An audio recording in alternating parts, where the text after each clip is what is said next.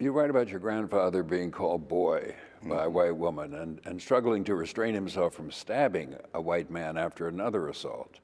What effect did these have on you? Oh, I don't know as a kid. I think it had a great effect on my grandfather, which in turn had a great effect on me.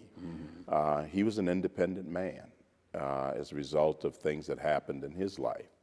And he was a man who thought that, when you talk of freedom, he talked of independence. That is, the ability to do for yourself, the ability to grow your food. And he was a very active member in the NAACP. We went to meetings. We went there to 4 o'clock meetings on Sunday. He would take us along, so we had to learn, because we had to learn. He thought that we should learn how to read so that we weren't like him, where he had to work with his hands.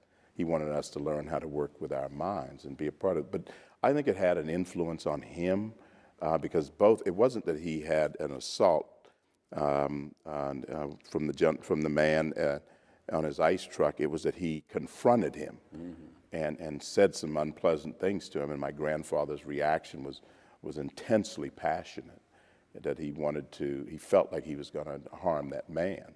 And the boy incident was different because we were there. The first one, we were not there. That was just an account that he gave us. We were there as little kids, and to watch him first look at us and then look back at her, then look at us again, and then know, it's almost as though he made a decision that I have got to raise my boys. That discipline, to imagine knowing him, the discipline it took for him to do the right thing and the responsible thing.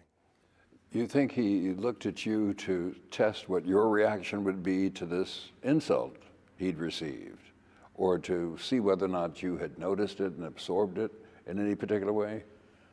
I think it was a blow, and I think that he noticed us as we noticed him.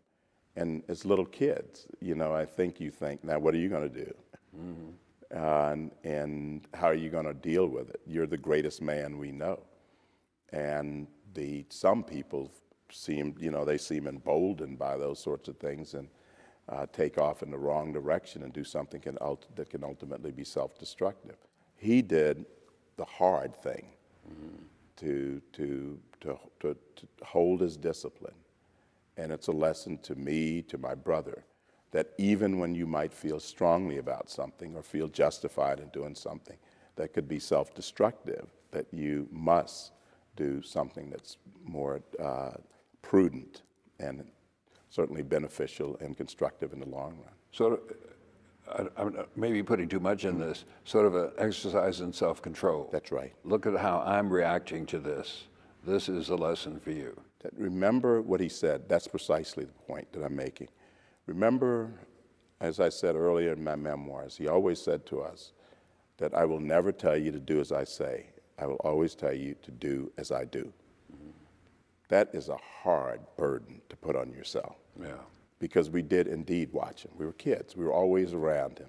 It isn't like today where parents are hauling kids around to soccer and it's like the parents are working for the kids now. It was the other way around. When we were kids, we were like the little ducklings following the leader. Were there any incidents